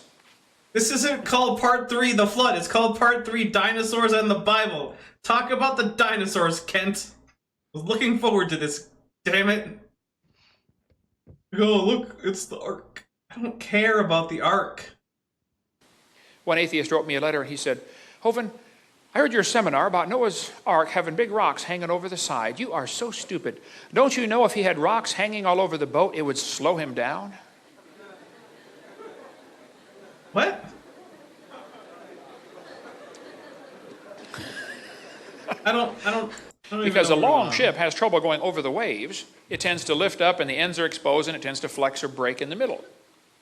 Well, if Noah's Ark had a moon pool, that would solve the problem. What it is, it's a hole in the center. As the waves go up and down, the water goes up and down inside that hole. Of course, you got a wall built up on the inside. It's called a moon pool. As the water goes up and down inside that moon pool, going over the waves, it acts like a giant piston. I mean, instantly, all of them shouted out millions of years ago. I got my dinosaurs out and I said, boys and girls, okay, here we go. I got a question for you. When did dinosaurs live? I mean, instantly, all of them shouted out millions of years ago. Did they? None of them said the Jurassic period or something? I feel like this is another thing that probably didn't happen, but what do I know? I thought, now wait a minute. These kids are in first grade, okay? They can barely read. How do they believe that already? By the way, current project. Oh, look at that. And you know what that is. No comment. You know what that? You can comment. No spoilers. I don't want any spoilers. Not a spoiler, man. How was that a spoiler? Everything's a spoiler. Yeah. It's different now. It's changed. You've changed it. Well, it's not done. Using this as my reference. It's a good start. I mean, this was like an hour worth of work earlier today. Just an hour? Mm-hmm. About. I don't know, might have been an hour 15. I think. I like it. Yeah. Chat likes it too. Good. What I can tell. Yeah, chat likes it too. Yeah, it's got a few different pieces. It's got the crests are one piece right now. The mandibles are another piece. Rest of the body or head or whatever is another piece. Eyes are a piece, and we got the jaws with the teeth. I've just realized that it should have at least 4 teeth on top. I'm gonna get another tooth in there. Are you gonna do a hyoid bone? Because you'll never see that. I know, but that's why if you did it anyway, it'd be cool. Maybe, but I'm still not going to. So yeah, the box modeling is pretty much done. Like, this is box model. So I'm gonna do a few more tweaks just to get things exactly the way I want them for the topology and the box modeling, and then I'm just gonna apply the subsurf and start sculpting. So yeah, and when all's said and done, the teeth and gums and eyes are still gonna be separate, but I'm eventually gonna merge this crest to the final object that includes the head. So yeah, there you go. Where have the Christians been teaching the truth about creation? Why are we waiting till the kids get their mind polluted with evolution and then trying to win them back? Why don't we just not lose them to begin with? Why hasn't there been a Christian response to this dinosaur stuff? Oh, Ugly German Truth asks when this video is from, and I want to say, well, so he had what's it, textbooks from the year 2000. So I want to say this is probably from like 2003 or 4. Well, Hurricane Ivan was in 2004. Okay, so this has to have been. He was talking about that, So it has to have been at least 2004 at the latest. So not before 2004. And yeah, Ken Harm has the same stuff in his exhibit. I'm sure that Ken Ham and Kent Hovind get ideas from each other. Although I would actually guess that Kent Hovind is more likely to get ideas from Ken Ham than Ken Ham is from Kent Hovind. that's probably true. Ken Ham is smarter than Kent. What the Christians did in the 1800s is they compromised their Bible with the gap theory to accommodate the dinosaurs, and then they let Satan have the dinosaurs. That's what happened, exactly. But anyway, there are 16 theories of what happened to the Satan, dinosaurs. you win this one. One theory says You can have your dinosaurs. Man. That's what the Christians. Oh, look, 1987. This was ancient when you were giving this lecture, Kent. an asteroid struck the Yucatan Peninsula in Mexico and killed them 65 million years ago. I mean, an asteroid did strike near the Yucatan Peninsula. So, or is It it? sounded like he said Arcatan. I don't know if that's actually what he said or just what I heard, but I'm pretty sure he said Yucatan, but shouldn't it be like Yucatan because it's Spanish or something? I don't actually speak very much Spanish at all. which is weird because you speak almost every language. It's not true. It's true. It's not. It's true. It's not. You name a language, there's a good chance I don't speak it. English, Klingon, Arabic, French. You're just picking languages that you know I've studied. That's like 3.5 more than I know. I only named 4, so. A scientist here in Indiana said the dinosaurs. The Evil Scotsman is true. It wasn't Mexico back then, but I'm okay with people referencing locations by their current political affiliation just because it's faster. Like, where was Bone Butte and Hell Creek? It was in Montana. Just, Montana didn't exist. I get it. It wouldn't exist for millions and millions of years later, but it's just easier to say it that way. Killed themselves off with their own flatulence. Yeah, okay, no one currently believes that one. They could not stand the heat. I'm not sure what to do about a theory like that, but here's the real reason they went extinct. Smoking. Yeah. Anyway, what? That's supposed to be a joke? I don't get it. Yeah, that's from, I think that's the Far Side. But, like, maybe I just don't get it. I don't know. I'm pretty sure, and he didn't cite that source, so he's plagiarizing. The dinosaurs go extinct. Do you realize they're asking the wrong question? Cedric Saunders asks African American vernacular English. My AAVE isn't terrible. It's not amazing. I usually get the verb forms right if I'm paying attention, but not always. AAVE has a lot of extra verb forms, and I am not great enough to get them all where I want them at the right time. So, but then again, I think that's pretty much everyone's stumbling block who isn't a native AAVE speaker. The question is not what made them go extinct. The question is, did they go extinct? See, the liberals are always real good at getting us to argue about the wrong subject. They're always asking me, should we have creation taught in public schools? No. I say, that's a good question, and I would be glad to discuss that. However, there's another question we should ask first, okay? The real question is, should we have public schools? Let's argue that one for a while first, okay? And if we're going to have them, then we'll discuss what should be taught in them and who decides what is taught in them. Actually, I think what should be taught in them is probably the discussion we should have first, because the chances of changing the curriculum in the current public school system is way more viable than the possibility of abolishing public schools altogether. Like, even if we just accept the idea that public schools are a bad idea, we'll just give them that one. It's not going to happen anytime soon, Kent. So if you want to actually have a change in how schools work, you better just work within the current paradigm. And you can do background advocacy against public schools as a whole, but yeah, public schools aren't going anywhere anytime soon. I mean, does Bill Clinton decide what's taught, or does Osama bin Laden decide what's taught? Or No, neither of them do. But this was apparently during the Clinton presidency? That can't be right. No. Because 2004 was during the Bush period. Right, it was halfway through, or just about. Yeah. Why is he mentioning Bill Clinton? Well, probably because his audience likes Bush. Yeah, probably. maybe you should decide, maybe I should decide. See, the whole problem is, some people have this idiot idea that children belong to the state. No. You see, children belong to God, and they are entrusted to parents. I will at least agree that you shouldn't think of kids as belonging to the... I'll say yeah, you shouldn't think of kids as belonging to the... And the parents should decide what God wants them to be taught. The state does not ever have any children. It is sterile, okay? It can't have children. Okay, so they want to steal yours. Okay, so That's here's a another long, problem. interesting story to drive the dragons off. What? Okay? I accidentally County, Georgia, clicked. where Atlanta is today. 100. Read your Bible. After the flood, they only lived to first, okay? The real question is, should we have public schools Yeah, okay, I found it.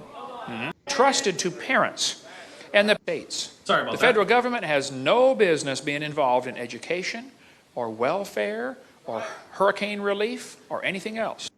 Okay, I'm going to skip through this political stuff because, look, make all constitutional arguments you want. It doesn't have anything to do with the science, Kent. No business. Things were different. Remember? Okay, here we Before go. the flood, they lived to be 900. Read your Bible.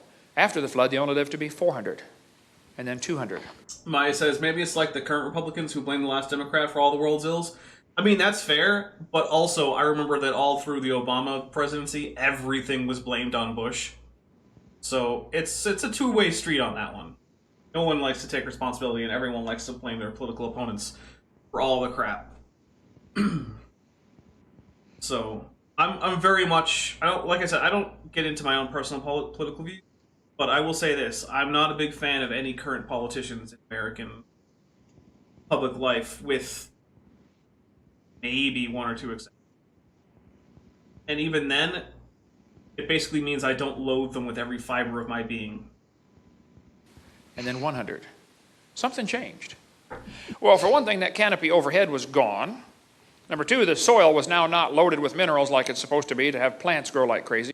Why wouldn't it be loaded with minerals? All of the ocean minerals would have just flooded over the entire world. If anything, it should be salted, Kent.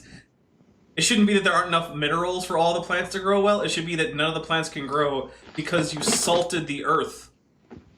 In this case, yeah, literally. The atmospheric pressure was different. The canopy had collapsed. It was gone, I believe. Sunlight was now getting through, radiation, etc. Many more problems in the post-flood environment. Dinosaurs had two problems. Number one, the climate change. Number two was probably worse. Kent was a climate change denier. Yeah. Kent's a lot of things. Okay. People hunted them. They killed them. Now, They they didn't didn't call hunt them dinosaurs dinosaur, though. before the flood? Yeah, well, that is one thing. Like, I mean, it's... So, from my understanding of Kent's idea is that meat eating came about after the fall, not after the flood, right? So all those billions of people weren't hunting dinosaurs, but then you got 8 people left over, and they're just going crazy Right, like, I hunting don't... dinosaurs. All right, Kent. So, maybe... Okay, principle of charity, right? Maybe what he means is that the combination of hunting, which wasn't exceptional compared to before the flood, coupled with climate change, was just like a 1-2 punch. Like, oh, the climate change hits, the dinosaurs are declining, and then the humans keep hunting them. I mean, maybe that's the idea. But there's like 8 people, and I know that there's more than that after a while, but it's still not however many... How many people does Kent think were on the Earth when the flood happened? I don't think he would actually give a number. I know he had that population chart that one time. Yeah, but that population chart doesn't make a whole lot of sense if you take it too seriously, even from the standpoint of all of this being true. Right. But, yeah, I don't know. I guess, yeah, none of this makes sense. They called him dragon. See, the word dinosaur Ooh, wasn't right. made up till 1841.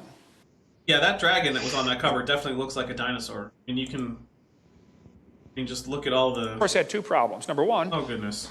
the climate change. Of course, had 2 problems. No, Oh, hunted come them. Dragons. Stop it. Did you know, I know. dinosaurs not even in the dictionary in 1891? But Dinotherium was. Nice. You know what a Dinotherium is? Yeah, it's a gigantic herbivorous aquatic animal 15 or 18 feet long, now extinct. Well, most of that's true. Okay. It wasn't aquatic.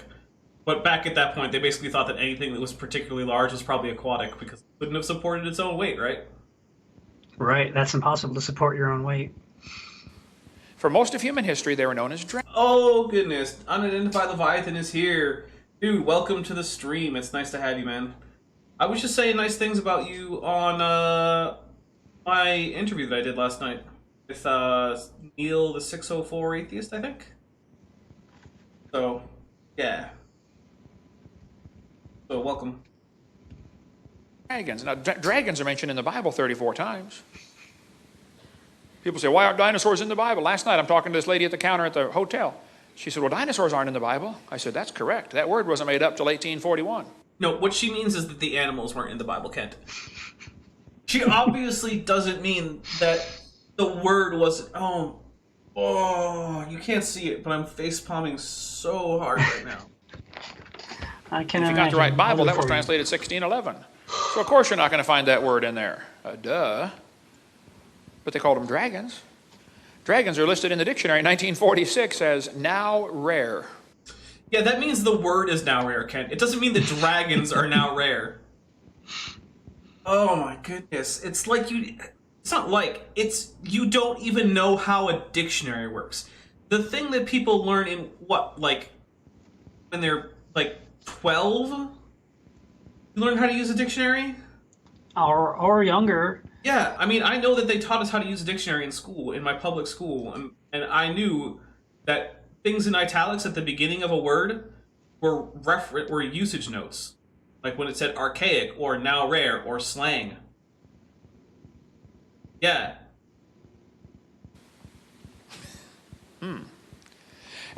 Yeah, now rare. That means that this definition is now only rarely used. That's why there's a period after it, and it's in italics. A huge serpent. Because at this point, in 1946, people didn't call big old snakes dragons anymore. Although I do like that they actually give you the genitive form for the Latin form for Draco, which is actually all that you need to decline the noun. I appreciate that. Draco Draconis. Nice. Sorry, I'm doing language nerd stuff. Sorry. The population Yes, of you people are. began to grow after the flood. The population of dragons began to go down. Because nobody wants to live next door to a dragon. I think the population of dragons stayed the same. At 0? It started at 0, continued on at 0, and then it ended at 0. Wow. Yeah, that That's seems... just... I have no evidence for that. But, Seems pretty reasonable, though. yeah. Same thing happened in Cobb County, Georgia, where Atlanta is today. Do you realize how many grizzly bears there are roaming around the woods right now near Atlanta, Georgia? 0. Yeah, but the people getting rid of the grizzly bears now have things like rifles, whereas presumably the people after the Ark would have had, what, like, sharp sticks? I don't know. I mean, I feel like a grizzly bear is a lot easier to kill with a rifle than a T-Rex is with a stick. Just going out on a limb there. Guess I've never tried to kill a T-Rex with a stick, or a grizzly bear with a rifle. Just kill the baby ones with a stick. Oh. Because they're smaller. Well, don't the parents get angry at you? Not if they die in the flood. Oh, There's there you only go. babies left over forever. So 2 baby T-Rexes got off the ark, and then Noah's sons And they stayed as immediately stabbed them babies. to death. They went hunting, and then No, they that's went it. on. They went on as eggs, right? They go on as eggs. They go off as like young adult, or not even young, just juveniles. And then Noah's sons immediately stabbed them to death because they're like, we don't want to live near these 2 bastards. They were really mean on the ark. God said we can't kill him till afterwards. Now it's afterwards. And Unidentified Leviathan says, Dapper, humans have many things that can kill a T-Rex. I agree they do currently, but when you're just reestablishing civilization after a global catastrophe, I'm not sure that that's so true anymore. Someone should do a meme. And Cedric Saunders, that's a good point. There weren't many grizzlies to begin with around Atlanta. Yeah, that's true. Atlanta is not... Atlanta, yeah, not exactly grizzly country. Do you know how many there were just 300 years ago? Probably none. Hundreds. No. What happened to the grizzly bears in Cobb County, Georgia? I bet there were some black bears in Cobb County, Georgia, but that's a much different animal than a grizzly bear. Well, as people move in and civilize an area, the big ferocious animals are killed off or driven off. Happens everywhere. If it came on the evening news tonight that there were 5 grizzly bears roaming... Yeah, I just got in the backseat of the car and drove it on off. I feel like that's not true. Right? No, it's not true. Oh, okay. around Cobb County. You know what would happen by 6 o'clock in the morning? They'd all be dead. Because every redneck in 4 states would be out there with a rifle trying to shoot one. Right? Why is he yellow? I don't know. Maybe he's a Simpsons character. Maybe. And whoever could shoot the biggest one would be a hero.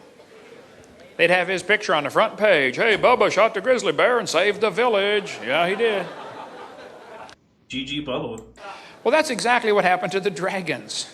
Man, if you could figure out a way to kill a dragon. Yeah, that's the thing. That doesn't look ridiculous to anyone. Like, okay, I get it. You could do some damage with that strangely curved sword. But, like, I don't think you're going to come out the better of this fight as a human. Especially not if we're going back before the medieval period. They'd be telling stories about you around the campfire from now on. People killed dragons for meat because they were a menace, to prove you're a hero, to prove you're superior, competition for land, or for medicinal purposes. Many ancient recipes call for dragon blood, dragon bones, dragon saliva. Why? You'd think he noticed that after the words now rare on his definition, it said a great serpent, in it, aka a big snake. He didn't read that part of it. So the thing is, I can just as easily explain all these stories as actual accountings of big old snakes. And you know what's pretty easy to get? Snake blood. I could literally go outside right now, wander out of the city a little bit, go find a snake, kill it, and then take its blood home. You could, but will you? No, because I don't want to go kill a snake. So I'm not going to. But I think one of the things that Kent forgets is that the word dragon in previous time was applied to things like snakes and crocodiles. And it wasn't restricted to just the mythological beasts. I mean, it included them. But yeah, to a person in, say, like, 1312, getting dragon's blood was as simple as going out, finding a snake, and cutting off its head and draining the blood into a vial. Gilgamesh is famous for slaying a dragon. A Chinese legend tells him... Nikki, I'm not going to actually go kill the snake. I'm just saying that that would fulfill the requirements of the recipe if I did. Buy snake was right. about a guy named Yu that surveyed the land of China. It says, after the flood, he surveyed the land and divided it into sections. Oh yeah, and Cedric Saunders says that or monitor lizards. Which, by the way, monitor lizards are basically a sister group. So monitor lizards are more closely related to snakes than they are to other lizards. So there you go. You know what the monitor lizards are, Ben? No. You know the Komodo dragon? Sure. That's the biggest monitor lizard. Really? Yeah. But you know it's Sure even... It's not a dragon, though? No, it is a dragon, that's the thing. What? Does it breathe fire? No. What? But by that older definition of dragon, yeah, the Komodo dragon is a dragon. That's why it's called that. He built channels to drain the water off to Don't whack me, please. Which reminds me, Kent Hovind actually played, well, both Paul Gia and Kent Hovind played the Whacking Day song from The Simpsons. So it's nice that the Whacking Day song is getting a little bit of a comeback, because that was from when The Simpsons. Which Bence, go watch some of the first few seasons of the. I'm busy. the sea and make the land livable again. Many snakes and dragons were driven from the marshlands. Yeah, that's just normal. If you want to build a city, you got to, drive off the dragons and then build your city. I mean, it was expected. You got to drive. China has alligators, Kent. Why is dinosaur a more reasonable interpretation for that word dragon than alligator? I don't know, and he doesn't either. It's just that dinosaur, for some reason, fits his narrative better. Drive the dragons off, okay? Why would the Chinese calendar have 11 real animals, the pig, the duck, the dog, and a dragon? That's 11. How do we know, again, well, first, here's the other thing. It is actually the case that in a lot of places in China, dinosaur bones, which there are a lot of in China, are sometimes called dragon bone. So, and actually, in a lot of the dinosaurs being named out of China, like Guanlong, Dailong, other such things, the word long is actually just the Mandarin word for dragon. So, I actually will grant him that it's entirely possible that the dragon on the Chinese zodiac was in fact based on a dinosaur. But you don't need living dinosaurs to make that the case. All you need is known dinosaur fossils. And, in fact, in modern Chinese traditional medicine, dinosaur fossils are used as the ingredient for dragon bone requiring recipes. Also, traditional Chinese medicine is nonsense. Don't use it. Nikki asks, wouldn't it be crocodiles? No, actually, China doesn't have crocodiles. They have actual alligators. It's a bit weird, but yeah, China has alligators. China and the US, only places with alligators. Also the only places with native ginkgo trees, and the only places with giant salamanders, like the Hellbender. Or the Heckbender? I don't know. PG stream? No, it's not. I don't know. It's a PG-13 Well, stream. no, because we have Kent on, so. Oh, yeah. Why would they put a mythical animal in there? Could it be that at the time they came up with these 12 symbols, there were 12 real animals? Here's one of the oldest pieces of pottery on planet Earth. It's a piece of slate from Egypt, first dynasty of United Egypt. Hey, it's the Narmer tablet. I don't know if you know, but this is the tablet that basically starts most texts on Egyptian hieroglyphics. I think I've gone over this before. Yeah. But those aren't dragons. Those are clearly mammals with an exaggerated neck to make a fancy little symbol. It is It shows fancy. long. I mean, yeah, it is nice, but yeah, they have ears and they have clearly mammalian tails and feet, and those are not dinosaurs. Not even a little bit. Long-necked dragons. We make replicas of it if you want to get one for a prize for your bus route, for some give out to the kid who does whatever, they'll go crazy over this thing. A prize for your bus route? What is he talking about? I don't know. That doesn't make any sense to me. Prize for your bus route to give to kids? Because they love those things? They like ancient Egyptian stelae, which reminds me, by the way, everyone, in 4.5 hours, premiere on this channel for a new video. Watch it. What? Size replicas of the oldest piece of pottery on Earth. Why would they put long-necked dinosaurs? What a good deal. That's not even a good replica. You skipped out on the guy's name, Kent. It's the Narmer tablet for a reason, but you didn't even put, is this little thing above this stupid guy's head on the left supposed to be the name? That's a bad replica. Bad, Kent. On pottery 3,800 years ago. Actually, it's a lot older than that, Kent. It, in fact, predates your stupid flood idea. I wonder where you pulled the year 3,800 years out from. Because that tablet is closer to 6,000 years old.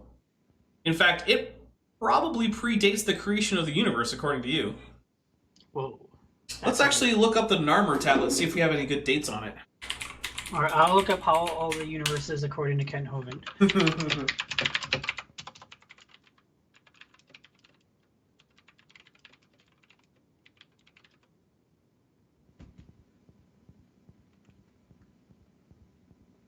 Yeah, it's from 5,200 years ago. So, this is 800 years older than the flood, Kent. According to you. So... yeah, apparently the Egyptian civilization didn't get wiped away in the flood.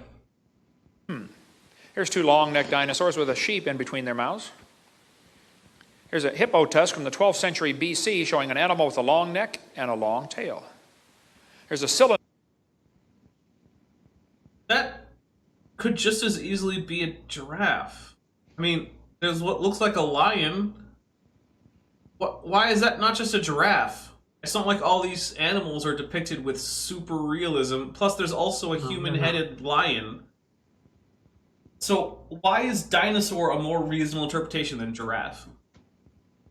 It certainly doesn't have dinosaur-looking feet. By the way, in case you can't tell, I like dinosaur feet to be accurate. Yeah. That's true. It's what you like. It's because they're so often wildly inaccurate. Seal showing what appears to quite obviously be long-necked dinosaur.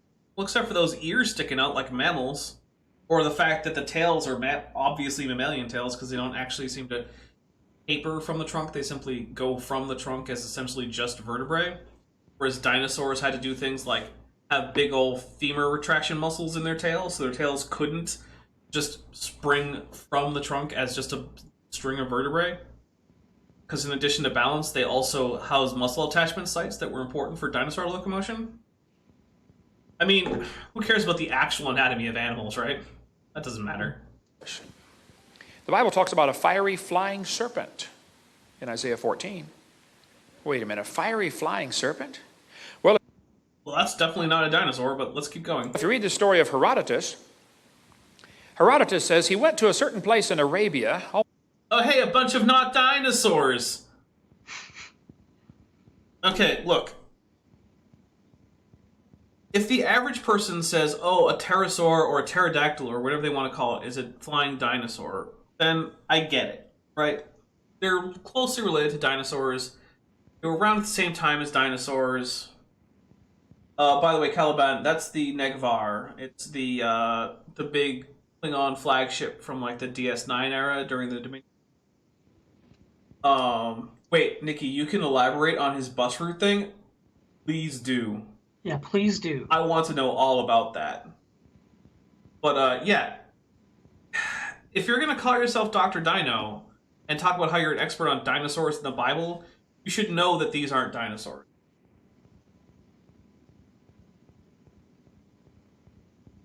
Almost exactly opposite Buto, to make inquiries concerning the winged serpents. On my arrival, I saw the backbones and ribs of serpents in such numbers as it's impossible to describe. The winged serpent is shaped like the water snake. Its wings are not Okay, so it's not shaped like any of these because none of these are shaped like a water snake. Go on. feathered, but resemble very closely those of the bat. Okay, so not like any of these because these don't actually very closely resemble bat wings. Keep going. The people where the bones lie at the entrance of a narrow gorge between steep mountains. The story goes that with the spring, the winged snakes come flying from Arabia towards Egypt, but are met in this gorge by the bird called ibises, who forbid their entrance and destroy them all. Yeah, that sounds like a literally true thing. There's just some species of winged snakes with bat wings, which, by the way, doesn't at all match the description of a pterosaur. They just fly north towards Egypt, and then the ibises kill literally all of them. And then, for some reason, they just repeat this year after year? Yeah, that sounds like a very sober and literally accurate depiction of real-world biology, Ken. The book of Josephus talks about the fiery flying serpent that Moses had to kill when he came to the land of Ethiopia. Do you have any evidence that anything that was flying and could be described as a serpent could breathe fire? Even from the fossil record? Because I don't think you do, but let's keep going. And he ended up marrying the princess of the Ethiopians, and which is why his sister got mad at him later for marrying an Ethiopian. Not because she was black necessarily, but because of how this all happened. You read the story in Josephus' book. Anyway, in the Anglo-Saxon Chronicle, it talks about in 793 AD, about the fiery dragons flying across the firmament. Ooh, I want to read this Anglo-Saxon Chronicle. Anglo-Saxon Chronicle 793 Dragon.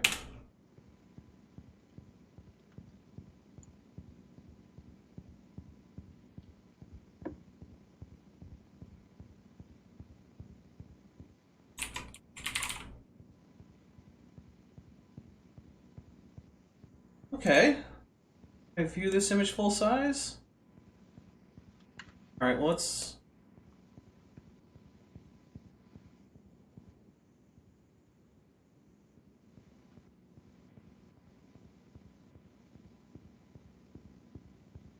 Read it out loud. I don't want to read all of it out loud. I want to skip down to the dragon part. Yeah, skip down to the dragon part. Look, they're slagen on another wine.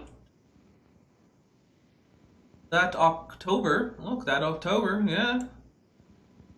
There's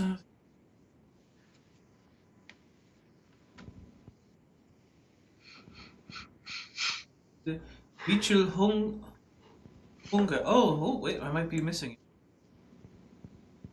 I'm missing it. Oh, there it is.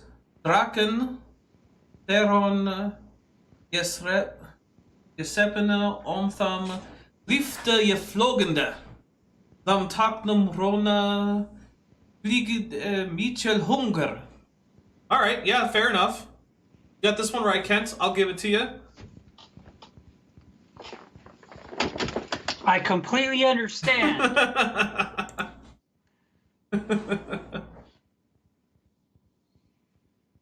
So yeah, no, yep, it does talk about dragons with flying across the land. Doesn't say firmament, but it does say that they were very, very hungry. The Babylonian god Marduk is shown pictured on a fire-breathing dragon. Where's the fire? You say, I don't see any fire.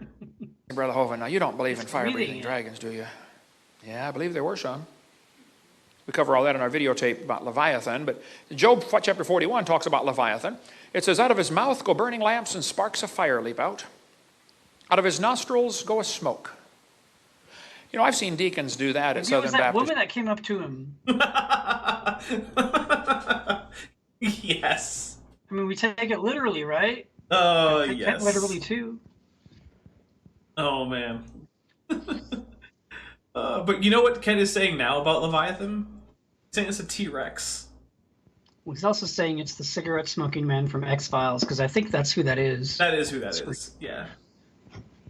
X-Files is already fairly... Hadn't X-Files already been canceled for a while by 2004? I think so, before it came back.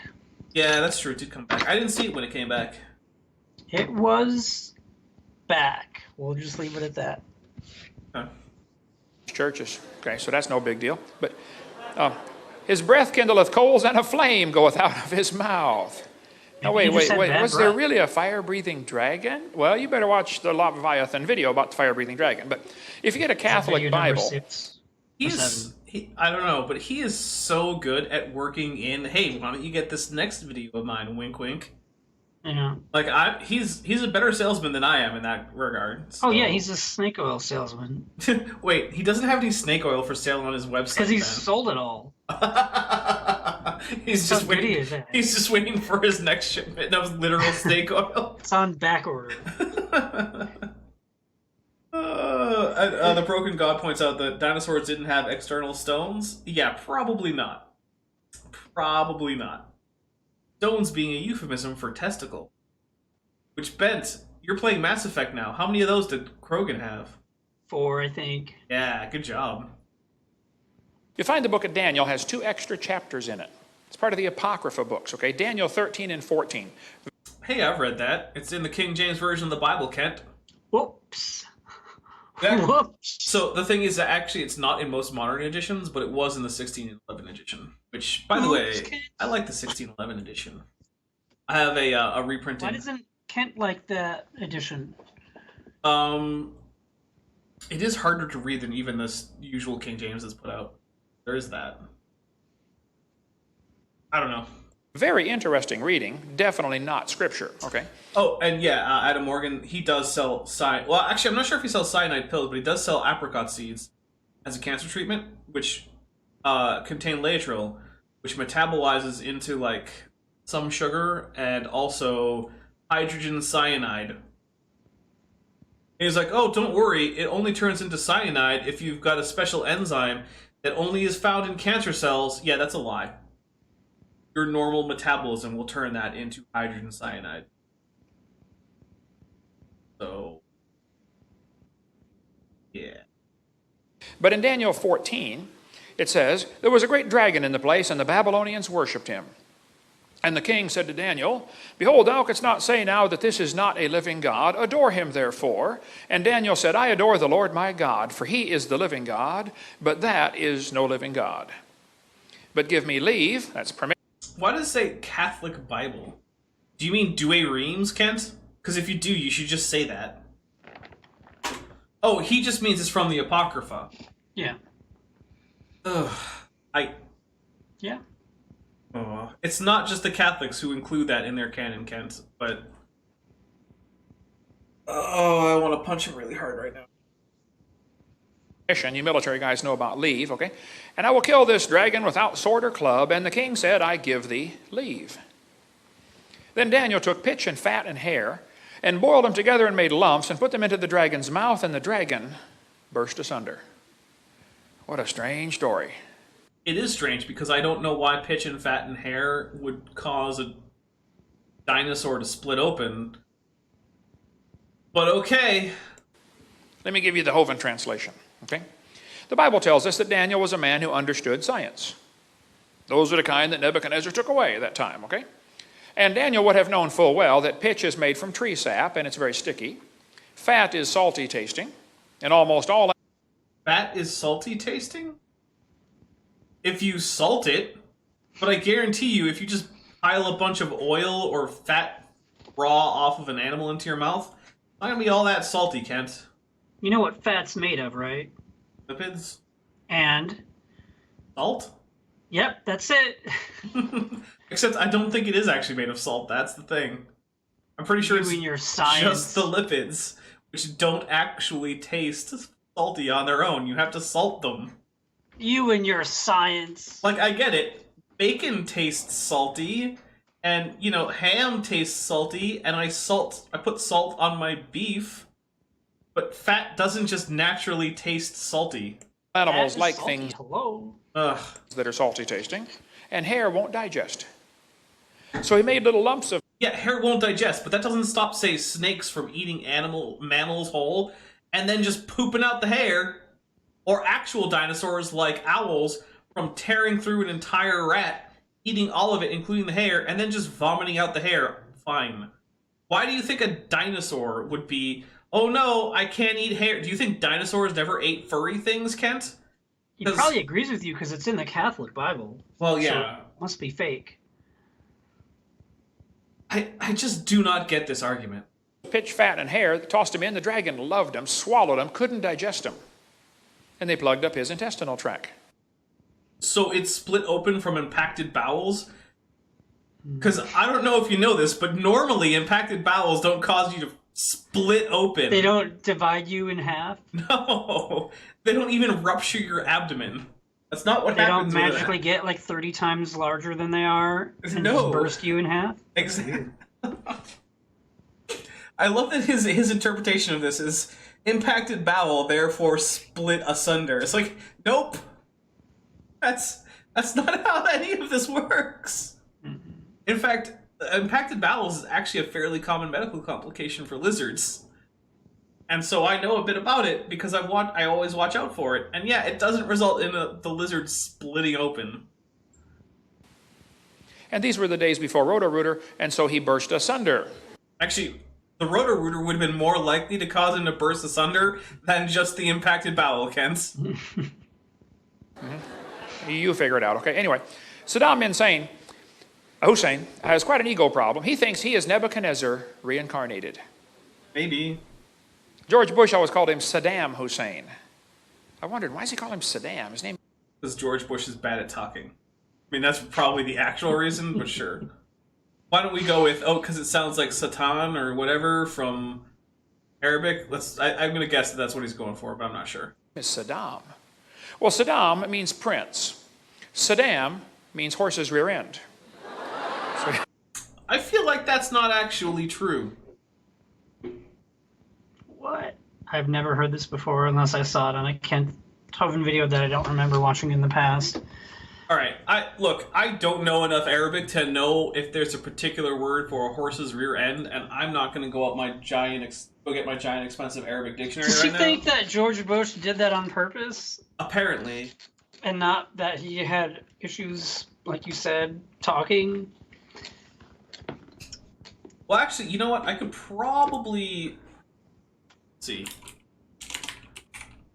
I might be able to get this. All right, so I'll get a Arabic keyboard out.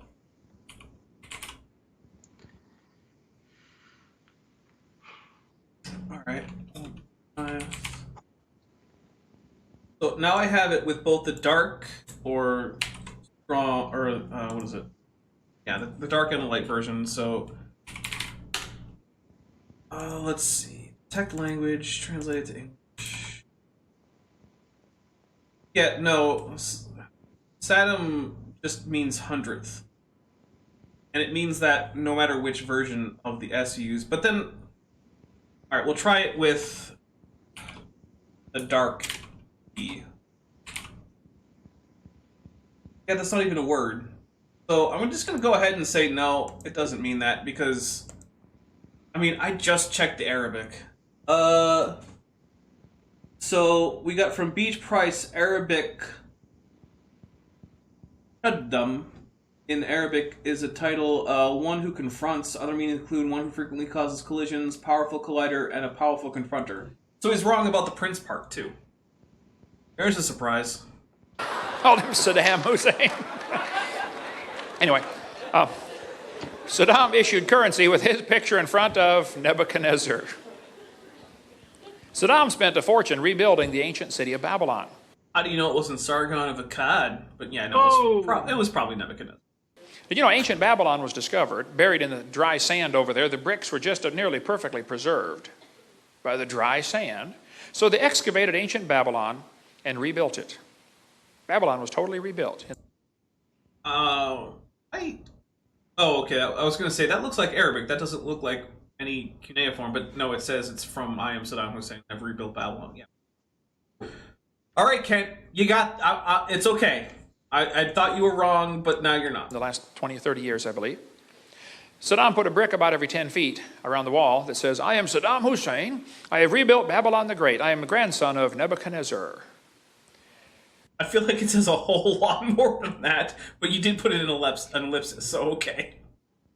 But on that wall, they found kind of. carvings of lions and carvings of dragons. Now, I can understand why they'd put a lion on there. I mean, we know about lions, but why would they put carvings of dragons on a brick wall 2,600 years ago? Look, if dragons are in your culture, that means they must be real. Just like zombies, vampires, werewolves, Right. Obviously. etc. But also, They all must be real. Let's look at this dragon. Okay. Which dinosaur is this? That is the Kenthovenus is dummus. Yeah. Basically. It's just like, this is not a dinosaur. And it's got a snake's head.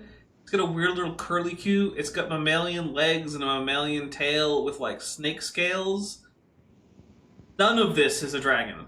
Or, sorry, a dinosaur. It's obviously oh, look, it's got bird hind feet. And the front feet are like paws or Yeah, they look like a lion or a dog's front feet. Complete with dew claws, which no quadrupedal dinosaur had like that. It's just not a dinosaur. So what you're saying is there are no fossils that look remotely like they could have been that creature. No. In fact, if there were fossils that look like they could have been that creature, They're on Atlantis, I bet. That's where those fossils are. Yes. But if this were a real creature that we were found, it would actually be a pretty big piece of evidence that evolution isn't true. That's what that would actually mean. It's just... You're just so wrong. And stop.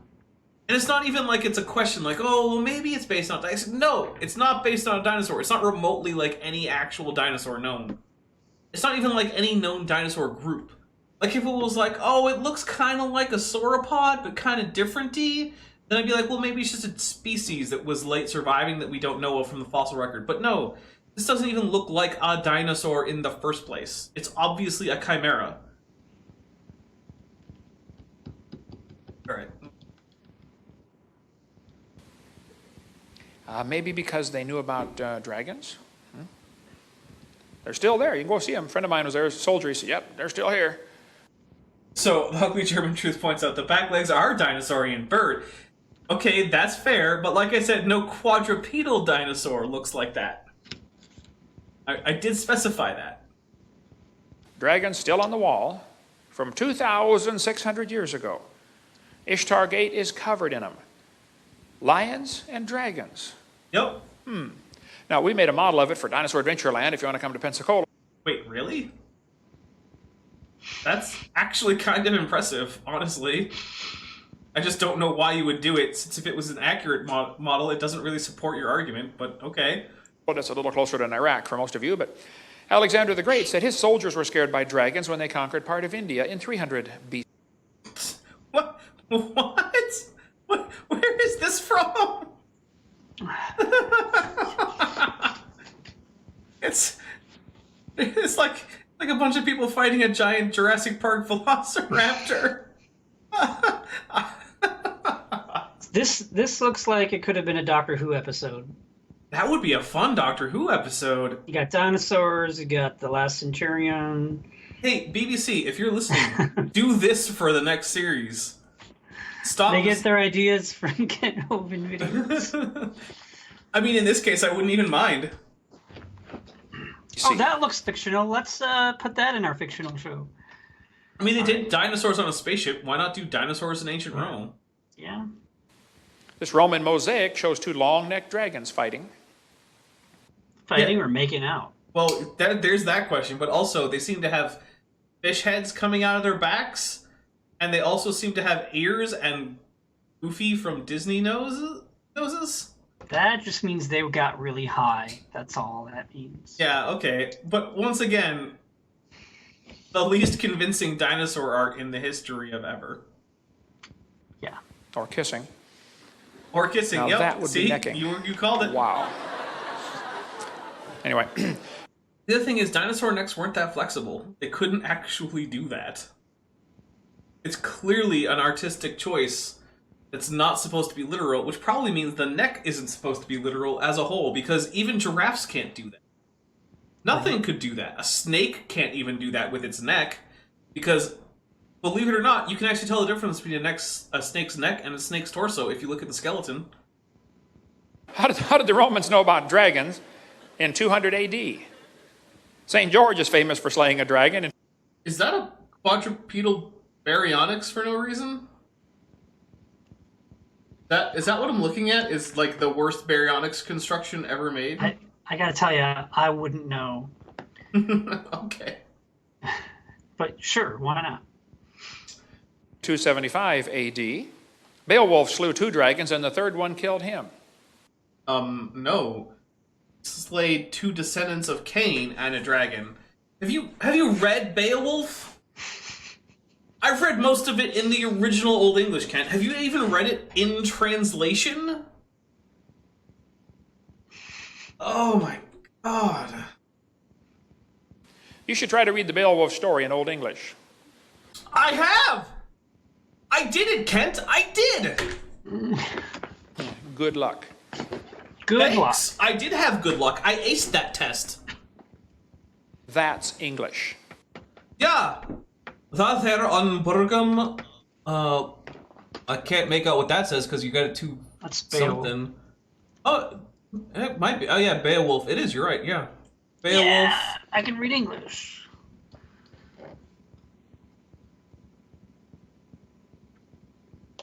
Oh yeah. Okay. That on that day, Beowulf sailed to the king along the thread. Oh my goodness! Could you have gotten a worse picture of this? I can barely make out any of the letters. And you saw me read the letters pretty easily earlier. I did it on this stream. I'm now trying to read Anglo-Saxon for the second time in a row on this stream. 1,500 years ago, that was English. I can only read one word on the page. It says, duh. No, it doesn't. No, it doesn't, Kent. What about the word on or the word him? I mean, look, there's the word. Oh. It says Lord King. Can you read that? No. Is that what that is? Well, that's what some of it is. But anyway, when they translate him on, I read that. Good job. translate the story to modern English, the story tells us Beowulf killed Grendel the dragon by pulling No, it doesn't say Grendel the dragon, because Grendel wasn't a dragon. off one of its arms, and the creature bled to death.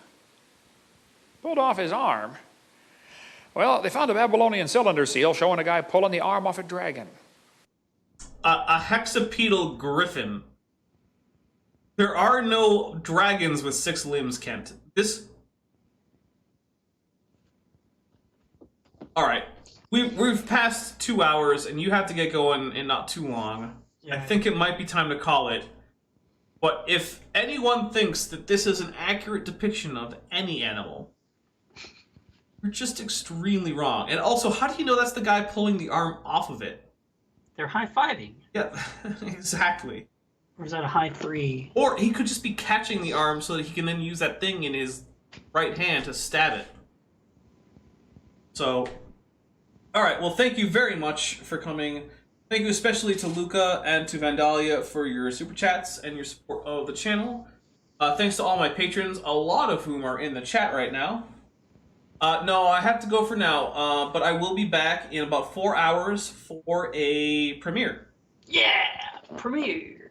So, yeah, look for that. That'll be pretty soon. Thank you very much. I had a lot of fun. See you next time, guys. All right, see you later.